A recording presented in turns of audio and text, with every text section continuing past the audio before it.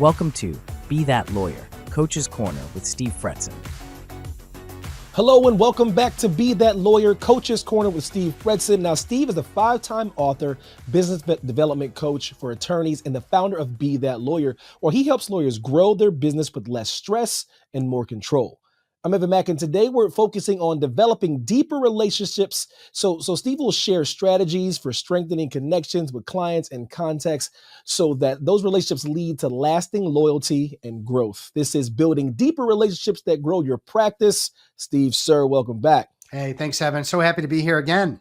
Awesome. Why can deepening these relationships with existing clients be more effective than kind of constantly chasing those new leads? Well, there's some statistic from the world of the past that said it's six times more effort, time, money, energy to get new business than to retain an existing piece of business. It's probably more than that now. It just takes a tremendous amount of effort, time, and sometimes luck to get new business. And so again, if you're able to deepen the relationships with the business clients you have now, there's a lot of rewards that can come from that, and take it away from being a transaction and be more of like building client loyalty and long-lasting relationships that will help, guide you through your career as a lawyer. How can lawyers effectively prioritize these clients in context to deepen those relationships that genuinely maybe fuel that expansion of business? That's a great question. I think some of it comes down to opportunity and maybe a little bit about personality. So there are lawyers where I have a very deep relationship with because we just really like each other. I like all my clients, but there are some that I just gel with better.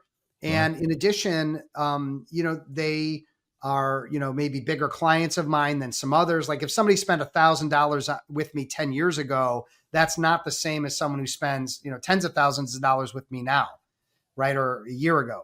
So there are certain people that may have deeper networks and they're open to, introducing you. So I think there's some, vetting process around who might be your A clients, your B clients, or your C clients. Right. And my goal would be to spend the most time with my A clients, second most time with my B, and the C's might be, something where we're on LinkedIn together, or maybe they get my newsletter or something that is just easy for me to do and maintain, where the B's and the A's might be the priority of how I want to invest my time. So what advantages come from meeting clients in person, maybe compared to relying on these emails or phone calls or like remote?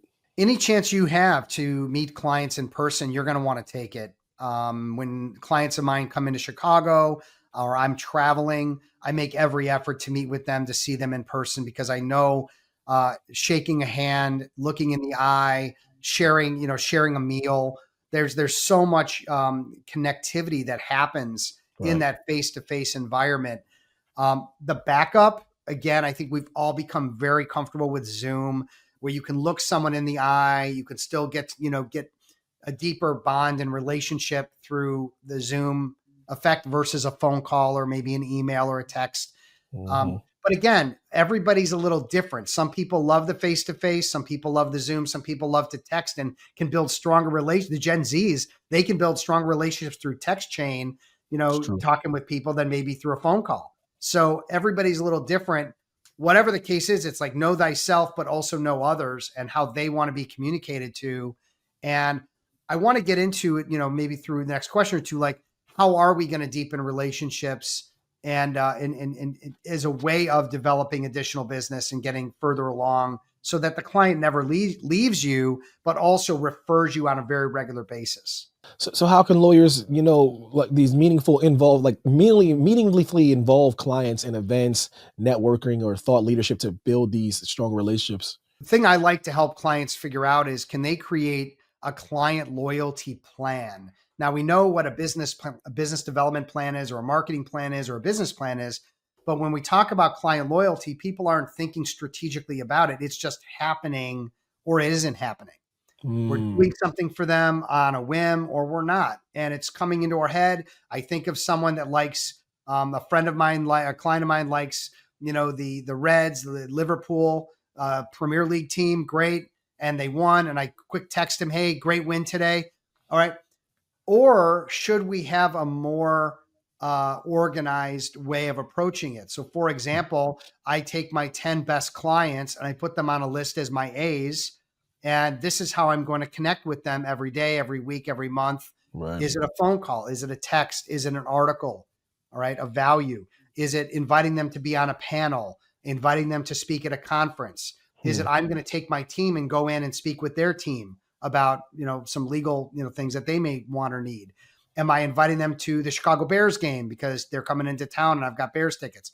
How am I going to deepen this relationship as part of a business plan, not something that's happening sort of on a whim?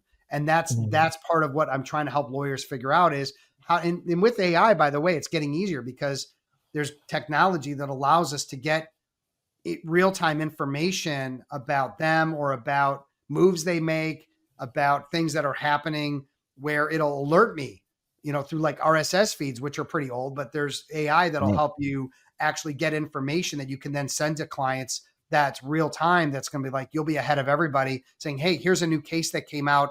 This case sets precedence for us to win our case together as it happens in litigation. Oh my God, that's so great. Okay. And so there, everything's, feeding how we're helping others and adding value for others. And that deepens that relationship significantly. How does a lawyer move beyond just being that service provider and truly becoming a trusted advisor for their clients? Well, I think it's based on some of the things that I've shared already, but I'll take it a step further. And this has been my go-to play. The clients that I work with, the ones that hire me and engage me for coaching and training services, they're doing that because they want more business. It's not for their health. They want more business. They want to grow.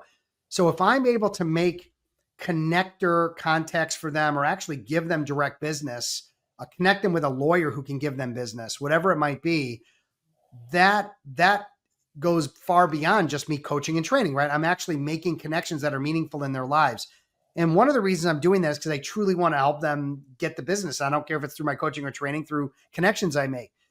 But I'm also trying to demonstrate to them how valuable it is in driving loyalty, that when I can give a lawyer 5 or 10 or 15 connections over a year, that they're not just tied to me from the work that I'm doing and that I've done with them, but because I've built such a strong relationship in showing that I care and showing that I want them to be successful almost as much as they do. Like they want their success. There's a 10 out of a 10. I'm like a 9 out of a 10. I'm right there partnering alongside them. And so I'm always talking to my clients about asking their general counsel clients, their CEO clients, whomever it might be, what do you need? Who do you need to meet? What's a good connection for you? What suppliers do you need? Are you looking for any new assistant GCs to go under on your team? How can I help you? And then they're doing their best to try to facilitate those introductions. And that makes it very difficult for a client to leave. If you just do great work, there are other lawyers that could do great work. If you do great work and you're being there as a consigliere, as a helper, as a giver, as someone that's advancing their interests, it's very difficult for them not to be loyal to you. And it's done with truth and meaning, but it's also done with intent, because we know that the more we give, the more likely we are to make a sticky relationship. So do it with integrity, but also do it with the understanding that that's how the game is played too. And both can exist simultaneously. Oh, besides some of the stuff that you touched on, what other things can, like lawyers do to kind of build that stronger and longer lasting bond with their clients? I think it's also about FaceTime. To your point that you made earlier, Evan, we can't go 3 months, 6 months, a year without being in front of them. And so one of my clients, this guy's great, Eric, if you're listening, it's you.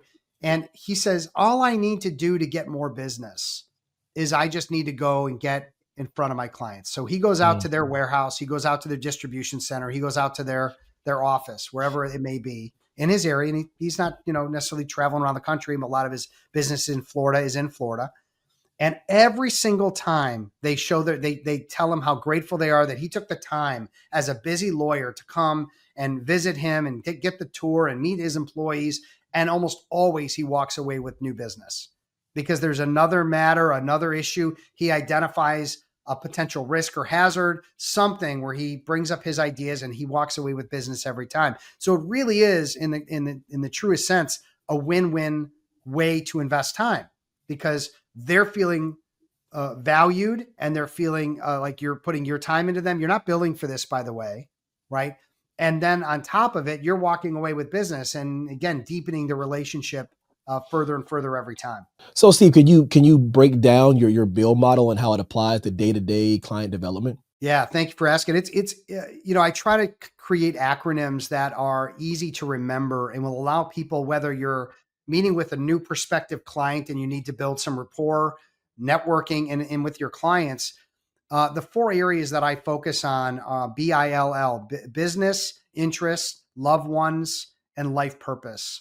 And I'll walk you through each of those. So number one is business, being very interested in someone's business. The Legal Podcast Network, I'm super interested in this business and I want to know everything about it. I want to keep asking Dennis questions. I want to find out everything, because then I can add more value. I can help him. I can help this thing build up. All right. Right. So what questions come? So when you're about to meet with a client, come up with a few business questions that are going to get them talking about one of their favorite subjects, which might be their business. Now, I know one of my clients, and I mentioned this earlier, is really into Premier League soccer, and the Liverpool Reds is his team, and he's passionate about it. He's posting about it all the time. So the first thing I want to do is, did you see that game last night, or did you see that game over the weekend? Wow, Mo Salah was on his game, and what do you think about the new goalie, and whatever it might be? They don't have a new goalie; it's Allison. But Yeah. tell me where you were when you watched that game this week, and getting someone that is passionate about an interest, talking about their interest, what really about golf, sports, basket weaving, it doesn't matter. Whatever Right. they have a deep interest in, you want to bring it up and show and demonstrate that interest. So B is business, I is interest, L refers to loved ones. Knowing people that they have kids, their kids are in college. I've got a college kid. They've got young ones. I want to hear all about their young ones, because I miss that, quite frankly. I've got a teenager who's 230 pounds and he's a stinky, hairy beast. Okay. But I miss when he was 3 and 5 and 8 years old, and the things we used to do. And I want to hear about a dad coaching or a mom coaching, Boy Scouts or doing whatever it might be, Girl Scouts. I love that stuff. And so they want to talk about their favorite thing, which is being a mom or dad. I want to listen. I want to ask questions. And what happens when people talk about things that are passionate about, and we can connect on, it builds a deeper sense of relationship. The last one is really interesting. I call it life purpose. We don't have to take it that far, but what is someone all about? Like my life purpose outside of my family is making the legal world better. I want to leave the legal industry better than I found it. I want to make sure my content, this podcast, my books, my articles, all the coaching I've done, that people are living better lives because of that. And that's my legacy. And so if people know that about me and they ask me about that, I'm passionate about it, and they're going to get a lot out of me. Quick story. I have, before I started working with lawyers, I worked with a lot of marketing agencies, and there was one in particular in the city of Chicago. And the woman who ran this agency had done marathons, and she was going to do a marathon in every state in the country to raise money for leukemia, chronic leukemia in particular. Well, both of my parents suffered from chronic leukemia. They took medication, and it wasn't, it didn't take them out, but it was something that a lot of people suffer from. And she was suffering from this. And so she was raising money. So we bonded on that, but it's her life purpose to raise money and to help protect people with leukemia. I supported that. We bonded on that. Of course, I got the client, but more importantly, I would continually ask her, when's the next race, and where are you going to go, and what's the next state? And it really connected us in a way that was much deeper than somebody that just says, hey, Michael Jordan. I got the Michael Jordan jersey behind me, guys, by the way. Like, oh, Michael Jordan, what a great player. Evan, how many people are going to bring that up? I mean, it's into the hundreds of people that get on a Zoom with me and bring up Michael Jordan. And I get it. It's easy pickings. Yeah. But that's not the same as doing your research on the bill and identifying something that someone is interested in and passionate about, and bringing that up as a way to start a conversation, it's going to take you much further and deeper into a relationship and building that relationship than some observation you made about, something in their office or something that you saw on their website. What long-term business benefits can attorneys expect when they consistently invest in these stronger client relationships? Well, look, you can't keep a client forever. There's things that happen. Right. People decide they're going to stop being a general counsel and they're going to open up their own business, or they're going to, just quit the law, or whatever. Their company gets bought out and they don't have any say over where, the legal business goes. Situations are going to happen. All we can do is protect ourselves by developing the deepest, most loyal clients we can, adding value, offering value, being a friend, building the social component. We didn't really talk about that, but building a social component too. I've got a client coming in next week. We're going to go play golf together. I'm going to invite another client or two to come join us. Like anything we can do to keep things sticky and tight. Getting to know multiple people at the company. So maybe your relationship is with the general counsel, but Right. you have met and built a relationship with the CEO, with the CFO. Well, if the GC leaves, there's a good chance you're going to get the business at the new company, and very likely you're going to retain the business at the existing company. So I think the whole idea of relationships is so much deeper than people may even consider. And again, if you're looking for longevity in your career and not having to hustle so much to get new business all the time, keeping clients with you is by far the best investment of time, energy, money that you're going to make as a lawyer. So for a lawyer who, wants to start today, what's one simple practical step they can do to build a deeper client relationship?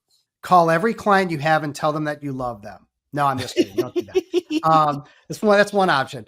I would say go back to the thing I mentioned earlier and just take a few minutes, maybe even 15 minutes, and write down a list of who your top clients, the ones that pay you the most money, and the ones where you believe have the most opportunity for the future, for referrals, for additional business, getting into other parts of their company, whatever it might be, and make a list of your A's and B's. Let's say that's 30 people. Okay.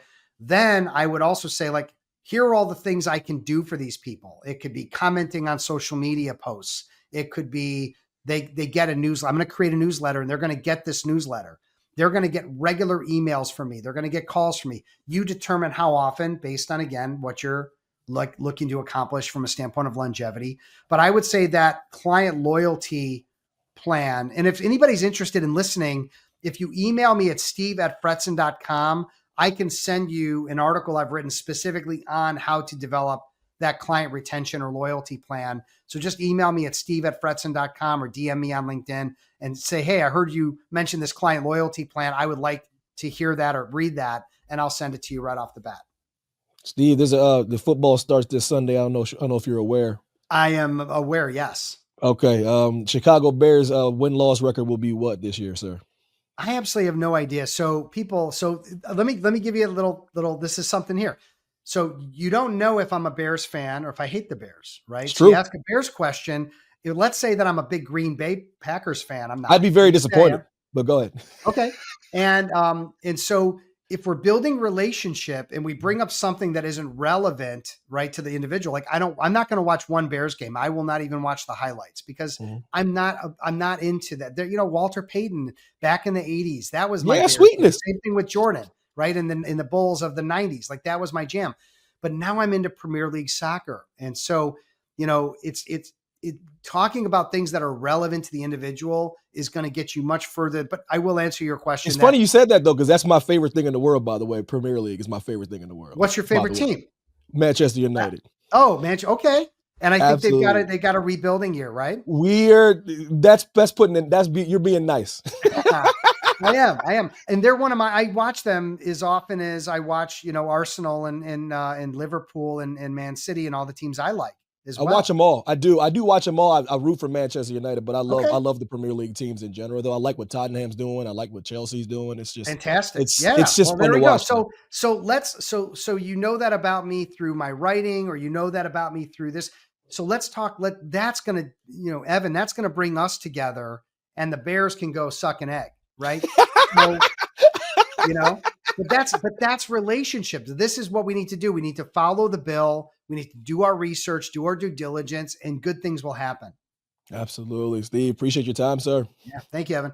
This wraps up episode of Coach's Corner with Steve Fretzin. Building deeper relationships is less about kind of chasing new leads and more about being indispensable to clients who already know you. If you want personal guidance on how to put this into practice in your firm, head to bethatlawyer.com and schedule a free consultation with his team. Make sure to like, subscribe, leave a review, and share this with someone that might find it helpful. Thank you so much for joining us, and we'll see you next time.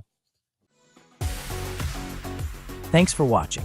Be sure to hit that like and subscribe button and leave us a review in the comments.